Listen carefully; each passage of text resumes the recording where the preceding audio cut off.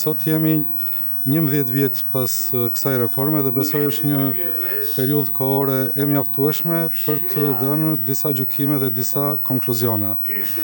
Tani, po e them me një fjalë që në fillim që padyshim që reforma e vitit 2014 ishte një reformë e suksesshme.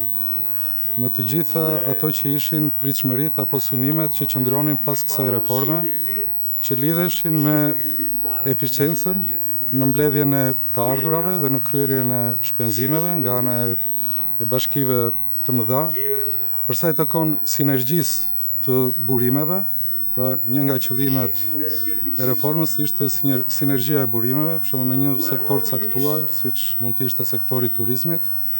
Bashkia e vjetër që administronte vetëm qytetin e Korçës kishte një grup të caktuar të atraksioneve apo të potencialit të saj turistik, ndërkohë që e kombinuar edhe me territorin që ju bashkuar me fshatra turistike të Dardhës, Voskopojës, Vitkuqit dhe me resurse të tjera natyrore, patjetër që u krijua një sinergji më e madhe dhe e plotësoi atë ofertën turistike të bashkisë të madhe, duke dhënë një kontribut më të ndjeshëm në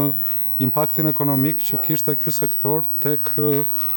ekonomia lokale. Bashkitë e mëdha kishin mundësi jo vetëm teorike, po dhe praktike të kryenin më tepër investime dhe me një këndvështrim më strategjik. Në drejtim të mbledhjes të ardhurave, ne kemi gjetur, po flas për njësitë administrative, para 2015-s mblidheshin 19.5 milion lek, ndërkohë sot mblidhen 98.3 milion lek. Pra ka një rritje me 4 fish të ardhurave që mblidhen.